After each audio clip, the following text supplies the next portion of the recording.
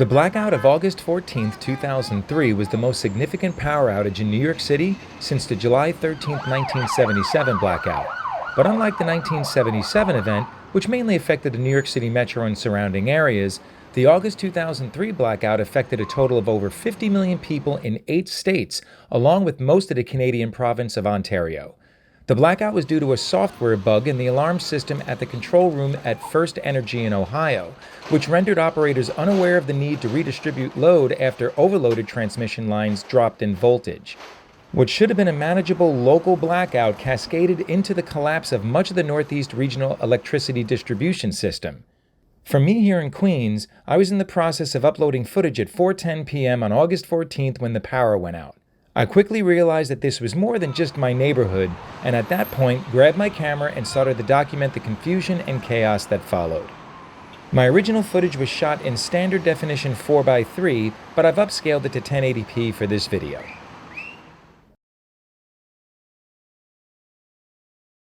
Back in the early 2000s, I was the Weather Channel's main video stringer for the New York City Metro. So on this day, I was out covering the hot and humid conditions on Jones Beach in Nassau County, Long Island. It was your typical summer day, and nobody had any idea of what was going to happen just a few hours later. Well, we've had a major blackout. It looks like it's affected a lot of the East Coast. I was right in the middle of an upload. It's August 14, 2003. Lights went out of here, car horns beeping on Woodhaven Boulevard. I'm sure the traffic lights are out. City Hall's out. As you can see, everything is dead. And luckily enough, I got just enough video up to them, so I was still able to meet my upload and everything. But you can hear the phone beeping because there's no power to it. Just flashing.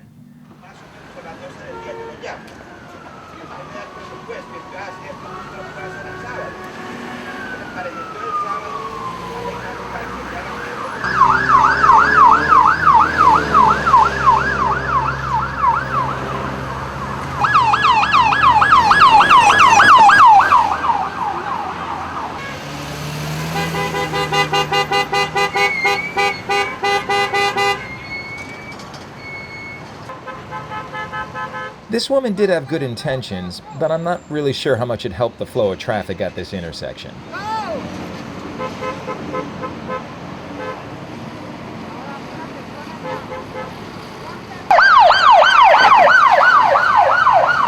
This DEC police officer had to slam on the brakes pretty hard as cross traffic was blocking the intersection.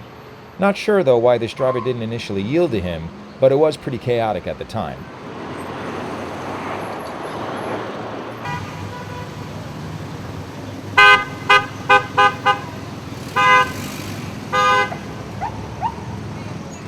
Everybody, myself included, were trying to use our cell phones, but to no avail. The cell phone towers in the area were completely jammed and nobody could get a call out. Another thing that we had to do as quickly as possible was to put as much food on ice as we could so that it wouldn't go bad. These are some pretty expensive steaks here that we didn't want to spoil. Everything will be okay in 20 minutes. We're gonna turn back the power. I got you. I got you. Keep your head up. Yo, how do you know? You can do it. Like those guys, it's also good to keep your sense of humor in a situation like this too.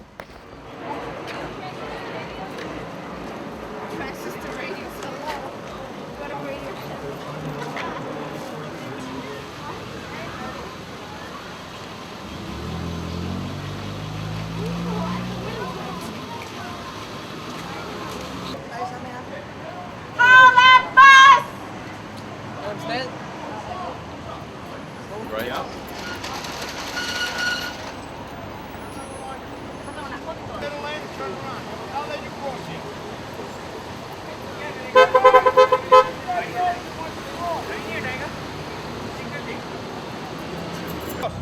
Cross. Anybody want to cross through it?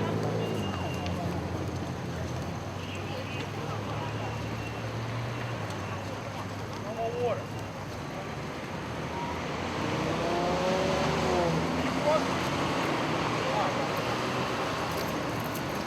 No, you got to make a right turn. Hold it up.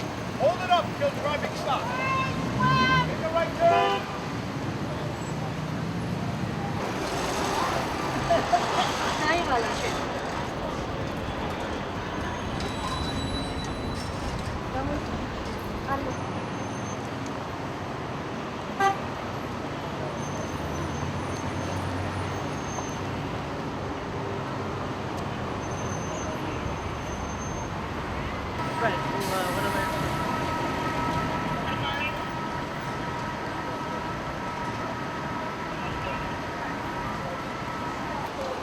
So the deal with these guys is they were off-duty NYPD police officers that got stuck on one of the Long Island Railroad trains when the power went out.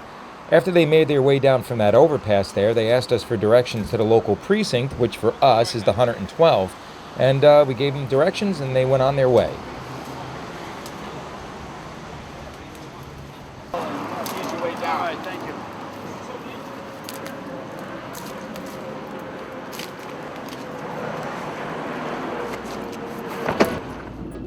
It's about 10 after 8. Power's still out. It's getting dark, so this is when the real fun begins, you know, when you got no power and no traffic signals. Not good.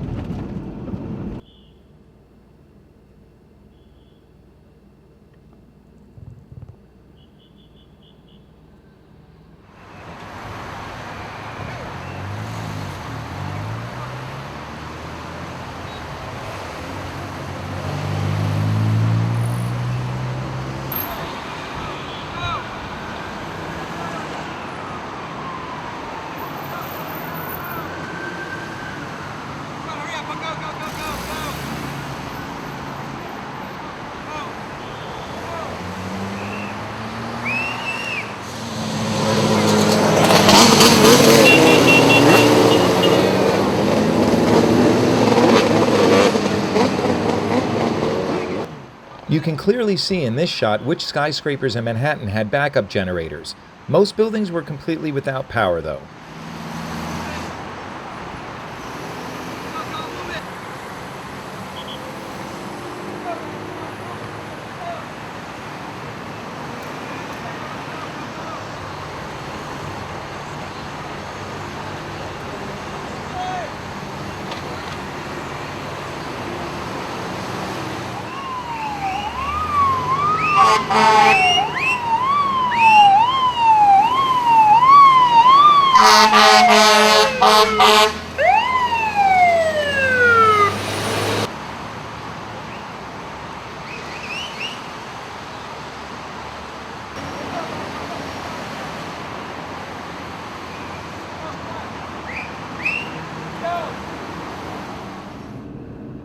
At this point, it's around 9:30 p.m., and as you can see, just everything is pitch black. I'm kind of navigating the streets of Maspeth at this point, trying to make my way back to Elliott Avenue, and then ultimately down to Woodhaven Boulevard and back towards my neighborhood. But yeah, it was pretty rough because, you know, no lights, no traffic lights, so you just had to really be careful anytime you came up to an intersection for sure.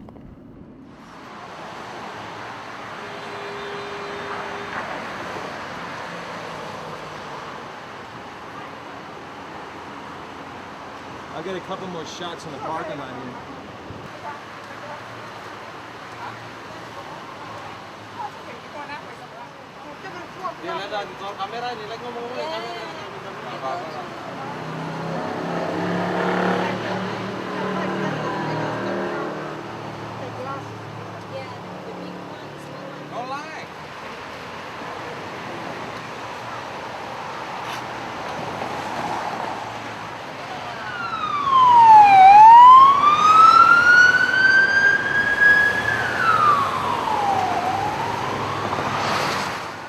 After spending several hours out getting video throughout the area, I decided just to head back to my neighborhood and see what was happening there.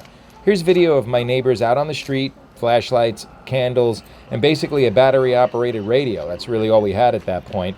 And we just kind of hung out and made the best of it. And one thing that I'll always remember about this blackout was the fact that you could actually see the stars in the night sky here in Queens. And I mean a lot of stars, not just a few. The cameras of the day weren't really good at capturing this, so the video here doesn't really do it justice, but as dark as the night sky was, it wasn't like there were no lights at all in the states that were affected by this event. As an example of this, here is a widely circulated picture that claims to be taken the night of the blackout. It is fake, period. Kind of a crude Photoshop job, if you will. Here are the actual satellite pictures showing what the Northeast U.S. looked like the night before the blackout, around 9:30 p.m. on August 13th, 2003, and what it looked like on the night of the blackout, August 14th, about 7 hours after the power went out. Definitely darker around the big cities, but not totally blacked out. So after sweating it out that night due to no air conditioning, the power was finally restored in my neighborhood around 8:30 the next morning. And people got back to business pretty quick, I must say. Hopefully, though, we won't have to deal with anything like this ever again. But the fact that overall our power grid in this country remains the same, it's certainly possible. With that said, I hope you enjoyed the video, and I'll be back with another one covering more big events that took place in and around New York City. Thanks for watching.